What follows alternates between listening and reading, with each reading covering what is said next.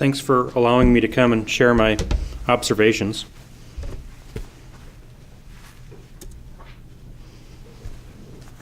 So my recent experience as an online student is with the Simon EMBA program.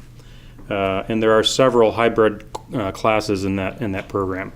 I think actually all of them have a mandatory online component to them. And so my observation about the range of adoption for the online part and those tools that are being used, like Blackboard, Collaborate, the creation of video modules, was very diverse. And you can tell those instructors who had an ambition or who had easy access to support. And you could also tell, for you faculty that are coming along begrudgingly, we know who you are. Yeah. This was mentioned before, but for me, the standards were very important. Knowing exactly where I would go to get homework, where I go to see videos. When an instructor deviated from that standard, I get very anxious. I thought maybe I was going to miss something. I was going to miss an appointment or an assignment that was due or something. So they were very helpful. I have to say that access to instructors was superior. This is actually my first online course that I've taken in the EMBA program, and I remember the old days of having one-on-one access to your instructor. That was, come in on a Thursday between 3 and 5, and we'll talk. And if you missed that time frame, maybe next week. And here I had, essentially 24/7 access to my instructors, and they would usually respond. They'd usually respond within hours, sometimes minutes. And in fact, as I was thinking about that, I thought, gosh, I think my peers are less accessible than my instructors are, and so be it. Some of the courses required a mandatory contribution to a blog, and others didn't. They just had these little areas that you can chat or start a conversation.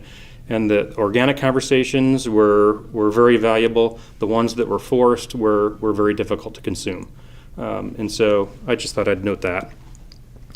The videos and the interactive modules, although there weren't many, were very useful to me in my learning needs. I'm a kinesthetic learner, and so I did a lot of pausing, a lot of rewinding, and let me tell you, the most amazing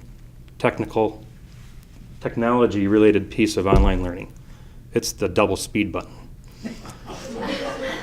So I can get through 2 hours of lecture in about an hour. So, yeah. We also have synchronous sessions at Simon, and so there's a Saturday that we don't have to come in. We can attend remotely, and that was very convenient. I don't prefer it. But I did use it once when I was sick, and so if I didn't have that if I didn't have access to that, it would have been a tough time. That would have been 6 hours of class time I would have lost, and so a big help. I was asked if I was able to learn this way. Absolutely, yes, and I don't think it's easier. I think for me, there were some challenges with the online part because there happens to be a lot of reading. And I don't prefer reading, so that was a challenge for me. But I do prefer this hybrid model, and outweighing all other disadvantages, the flexibility and the convenience factor really are extremely valuable to me.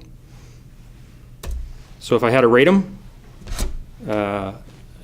hybrid, definitely with a strong preference. I don't think that I would want to do online learning only, and I think that we're all used to the traditional classroom, so that's kind of why it falls in the middle.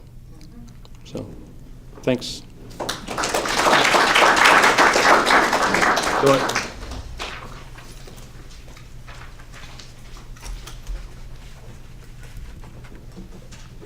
Hi, so my name is Caitlin Smith. I'm a doctoral student in the Warner School, and full disclosure, I actually do work in online learning at the hospital. But I actually was a traditional K-12 teacher for 5 years, and then I've come into online learning in the past 5 years through my job, and I was always very successful in the face-to-face classroom, so my first real exposure to academic online courses was through the Warner program. And as you can see, I think I've taken as many as possible at this point of their courses that are either hybrids or fully online.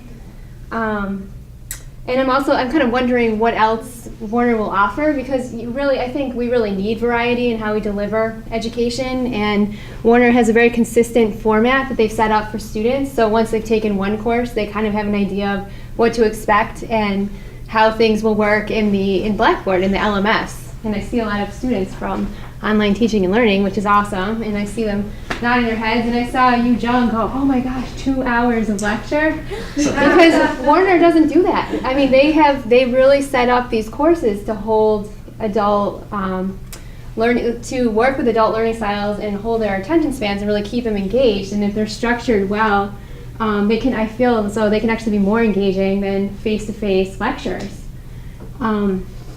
And so, I guess when we ask the question, is it isolating to be in an online class, I think it's actually quite the reverse, because there's so many modalities that you can communicate with the instructor and your peers. I didn't even include on here all of the modalities, but thinking partners, discussion boards, wikis, email, in the collaborate sessions through the synchronous mode. And also, I even took it's sort of a quantitative research methods course, interview and focus group techniques. And as you know, interviews are typically done face-to-face, but we were able to use Blackboard and then Skype to conduct a lot of the work, which was really cool. And also, I sort of piggybacking on a lot of things people mentioned already, you do create more of an equal playing field for students, I think, in online courses. And as Alicia said, students that would have been very quiet and face-to-face, you can really hear their voices and their contributions. And as someone who's never really had a problem participating in the face-to-face class, it made me more aware of all of my peers. And there wasn't so much domination of a few students that talk all the time. It almost kind of shut me up a little bit and forced me to really listen to what other people were saying through responding on discussion boards and wikis and conducting the interviews. So in conclusion, I would definitely recommend, considering your students and considering offering them these choices of hybrid courses, fully online courses, to keep it fresh and interesting for them. And also, it's very optimal if they're structured well and you have standards and formats that are consistent. I think the School of Nursing, I've seen some of their templates. I think Warner has pretty interesting and they have consistent standards that they really follow to make it very student-centered. So, thank you very much.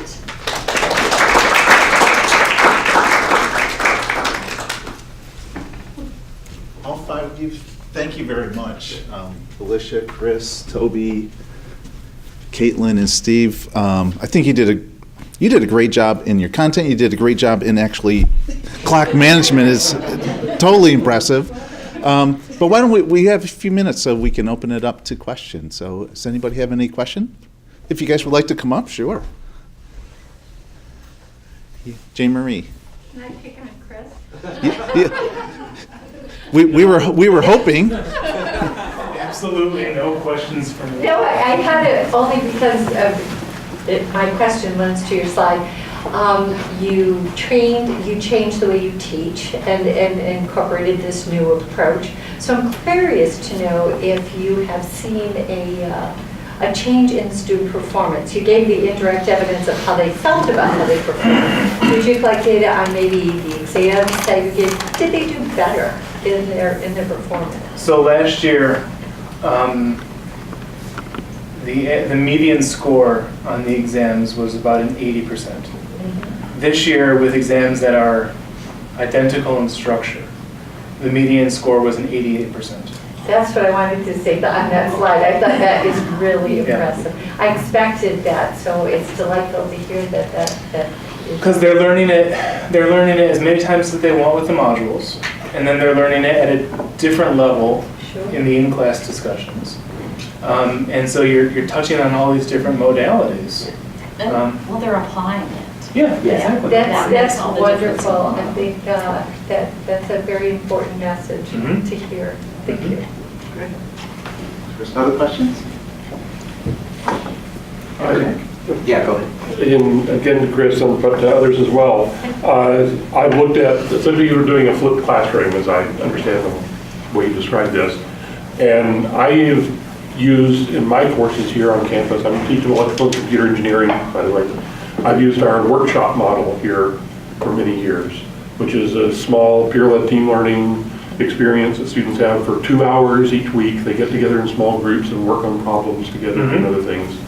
And I looked at flipping the classroom one year, but I really decided that the workshop was much better in that they were getting the experience in small groups, our preference is 6 to 8 students in a group at a time, 2 hours at a time where they could really get some interaction in there and supervised interaction with an undergraduate leader. But I did find I needed to reduce some things to make up for that. I'm demanding that they go to something for 2 hours each week, so I give fewer homework problems, for example. You know, did you do things, you're demanding that they now have to watch these things for an hour, several hours a week, where they spend watching videos online, and that's if they watch them one pass through, it's an hour a week. Right. Maybe even more than that. You do other things to compensate, or? No. So typically students go to class for 75 minutes 2 times per week. Right. Okay. So on average, the modules are 60 minutes. Some weeks are as short as 35 minutes, some weeks are as long as 88 minutes. So let's just say that it's on average 60 minutes. Right. So that's roughly equivalent to one in-class 75-minute exposure. But they only go to class once a week. Okay. Because you only have the small group discussions either on Monday or on Wednesday, depending upon what your last name is and where your last name fits in the So program. you do, they only come to class once a week, so you do. You're right. There's no fewer homeworks because there are no homeworks. Right, but you've done it, you don't have a class for one of those times. Exactly. So the total time is more or less identical. But if they want to watch the modules, as many times. Right. I had a woman tell me, again, the older student, I watch your modules while I'm cooking, I watch your modules while I'm driving. She said to me, I watch your modules while I bathe. It was while I bathe. And I'm like, that's kind of but whatever floats your boat. Okay. No, that question I had kind of as a follow-up to that is, when you're redesigning, you were able to cover the same quantity material in a course? Yes. Okay. For me, a lot of my lecturing is pacing. Okay. And so I've been doing this for a number of years where I know, I can pause here to take this number of questions, or I can tell a joke and whatever. But all that stuff is cut out, and you're just focusing it's you and the camera, and you're getting the material in a coherent way, but also at an accelerated way, because you know that the person has the pause button. Right.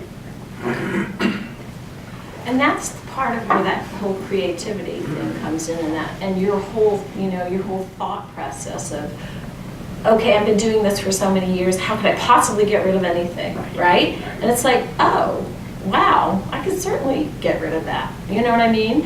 And I don't feel like I really needed to, but just the whole way that you design an online course it's really important to think about what's essential. And it should be for anything we design, right? But somehow redoing it made me do that and realize, okay, you know what? They're going to be really okay without that. Let me put more energy into something else. So it forces you to rethink things that you've done forever.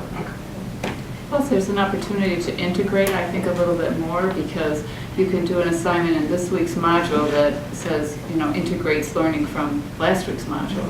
So it's not so, precise by time. I find that the learning is enhanced. I mean, I think, too, I cover about the same amount of material, but I think I can cover it more because there's more integration over the modules. Yeah.